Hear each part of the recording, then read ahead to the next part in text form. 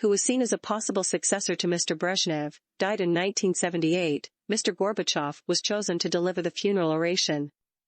It was his first speech in Red Square, and the first time television viewers saw the man with the distinctive strawberry birthmark on his forehead. Returning to Stavropol, Mr. Gorbachev was on hand to welcome Mr. Brezhnev and Konstantin Chernenko, a high-ranking Politburo member.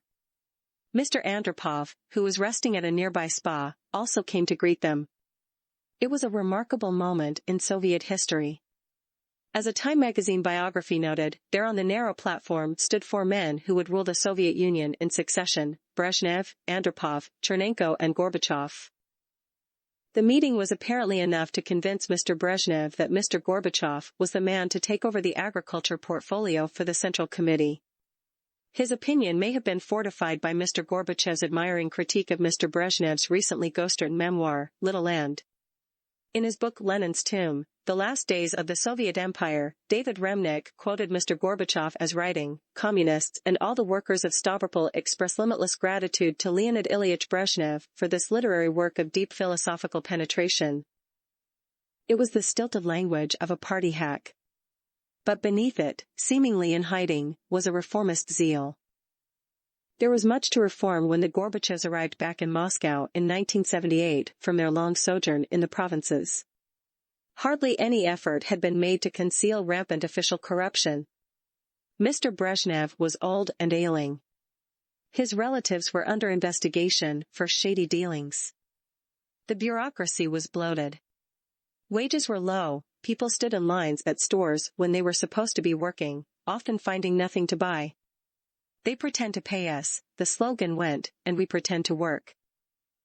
It was Mr. Andropov, from his seat high in the Politburo, who guided Mr. Gorbachev's ascendance.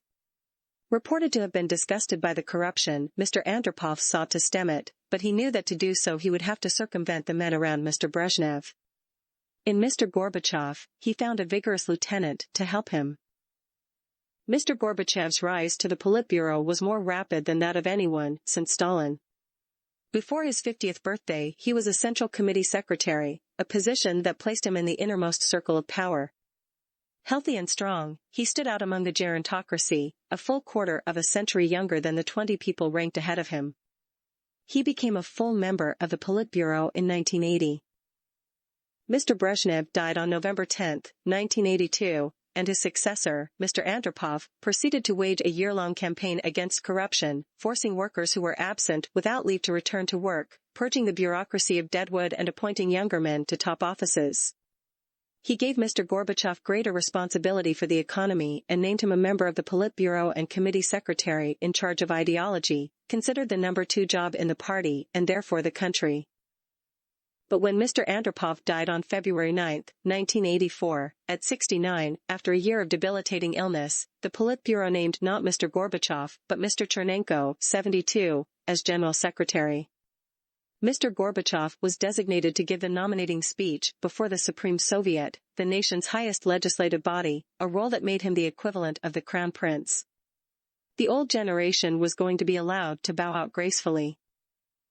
And it bowed out quickly, as it turned out. Mr. Chernenko was so weak from emphysema that he could not lift his arms to help carry the coffin bearing his predecessor into Red Square.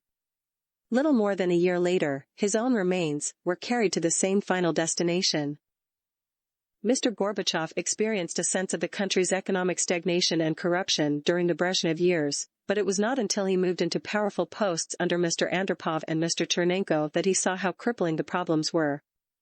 As a Central Committee secretary, he arranged for a crash course on the economic crisis and organized seminars specifically on rescuing the agricultural sector. Already he was demonstrating a flexibility rare for Soviet leaders. Quoting Lenin in a speech, he said the country's main task was to mobilize a maximum of initiative and to display a maximum of independence. The word perestroika, restructuring, was taking shape in his mind. He nevertheless struck Western visitors as a committed Marxist who accepted without question reports of widespread poverty in the United States and the general view that American presidents took orders from the military-industrial complex. He seemed convinced that the United States was bent on military aggression. But he understood Western public relations and the power of personality, which he demonstrated in 1983 on a visit to Canada, where he chatted with women, dandled their babies and marveled at the efficiency of Canadian workers and the productivity of Canadian soil. A year later he traveled to Britain, where he impressed Britons with his knowledge of their literature. Visiting the British Museum, where Karl Marx did much of his research, he remarked, "If people don't like Marx, they should blame the British Museum." But when a British lawmaker brought up the issue of persecution of religious groups in the Soviet Union, Mr. Gorbachev's good humor evaporated. "You govern your society," he snapped, "you leave us to govern ours." Still, the British were taken with Mr. Gorbachev and his fashionable wife, who was seen using an American Express Gold card to shop at Harrods. "I like Mr. Gorbachev," Prime Minister Margaret Thatcher said in 1984. "We can do business together." She later encouraged President Ronald Reagan and Mr. Gorbachev to do business together as well. Nice smile, iron teeth. With the death of Mr. Chernenko on March 10, 1985, Mr. Gorbachev, who had been substituting for the ailing leader, moved to disarm the opposition and take power. At a hastily called Politburo meeting, Andrei Gromyko, the longtime foreign minister, argued the case for Mr. Gorbachev. "Comrades," he said in a speech, "this man has a nice smile, but he has iron teeth." The Central Committee approved the nomination on March 10, 1985. Relieved, one committee member was said to have remarked, after one leader who was half dead, and another who was half alive, and another who could hardly speak, the youthful, energetic Gorbachev was very welcome. Soviet leaders had long kept their grip on power through the cult of personality, using propaganda and the state-run media to exalt them. Mr. Gorbachev put an end to that. There would be no enormous portraits of him along the main thoroughfares. He urged newspapers to stop quoting the party leader in every article. Lenin would suffice. He outflanked party rivals, in one instance arranging the resignation of Leningrad's party boss, whose rich tastes and corrupt use of power were as well known as his drunken displays. Perestroika and glasnost, openness, became the watchwords of the Gorbachev era. He would let people see him in person when he visited hospitals, factories and schools, and would ask where they thought things had gone wrong. There would be no Potemkin villages. He would announce that he was visiting one hospital and turn up at another, where there would have been no time to put up a false front. What he saw and heard embarrassed the Moscow party boss, and Mr. Gorbachev had him pensioned off, installing in his place Boris N. Yeltsin in 1985 and opening a half-decade of rivalry and cooperation between the two men.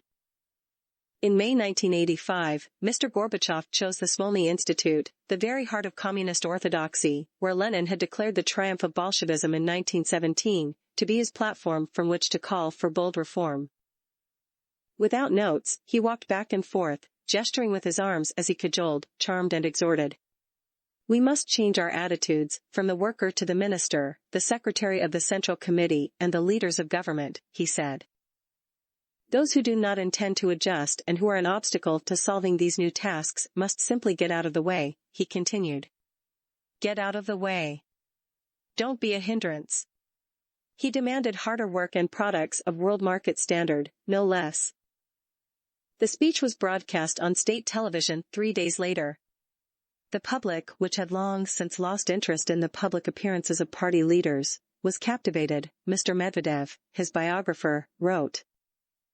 Within 7 months, Mr. Gorbachev had replaced most of the Politburo's old guard.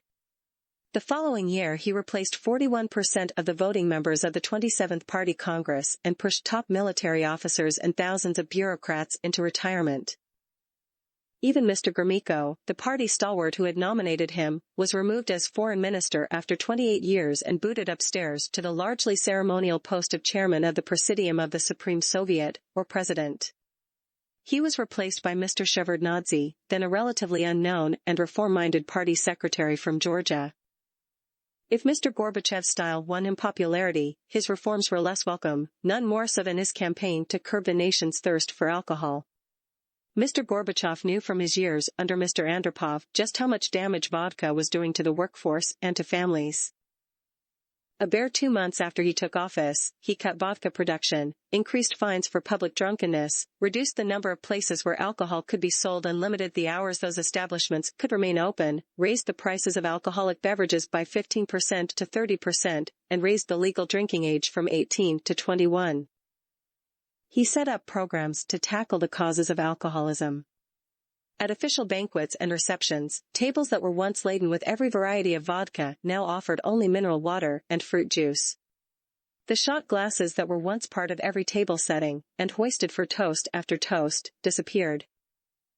The program was greeted with grumbling. Vodka had long been a Russian staple, an escape from the dismal conditions of life, not to mention the source of a multi-billion-dollar domestic industry. Many even denounced the new rules as an attack on Russian culture.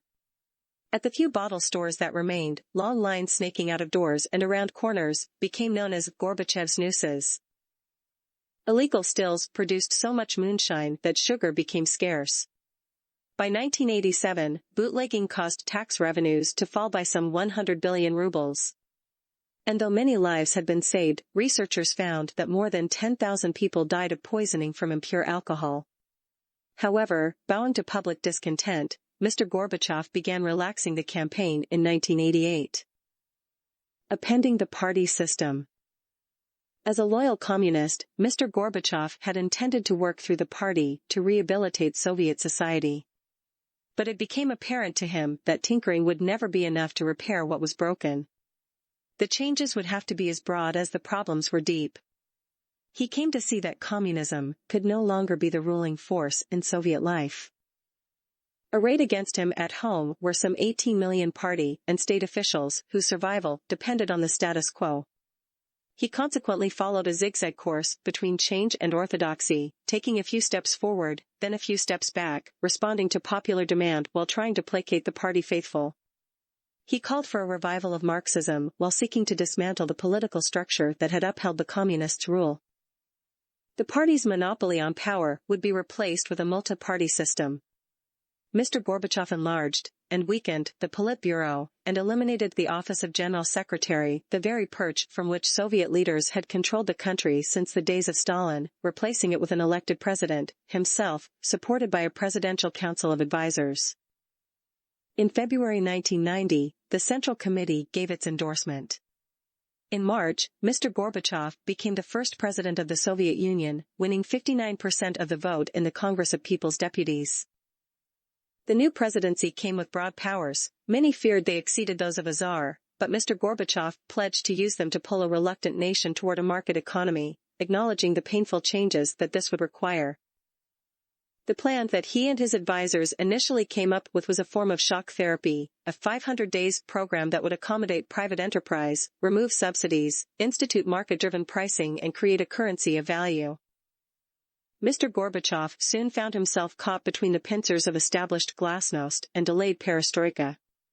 The promised changes in the economy were delayed, but the people were free to complain vigorously about the gap between promise and performance.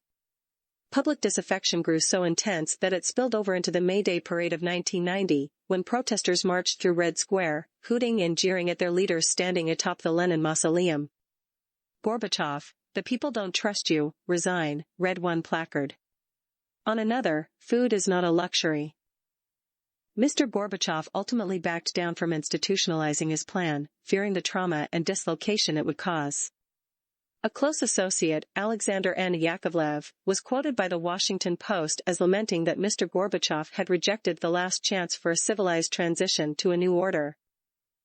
It was probably his worst, most dangerous mistake, he said. By 1990, perestroika was widely seen to have failed. According to one poll, 1 in 6 Muscovites wanted to emigrate, including 1 in 4 in the broad 18 to 50 age group. Crime rates were climbing, and economic improvement seemed a pipe dream. Instituting political reform, from the Caucasus to the Baltics, proved daunting. Morale in the army was low. And Mr. Gorbachev appeared uncertain about how to correct the problems. To carry out any reforms and reverse his country's economic slide, Mr. Gorbachev needed a peaceful world. Arms control agreements with the United States would enable him to cut his military budget and free up money for domestic programs. President Reagan understood Mr. Gorbachev's plight and sought to exploit it. He increased American military spending, deepening his own country's deficit, in the hope that any effort by the Soviet Union to keep pace would finally force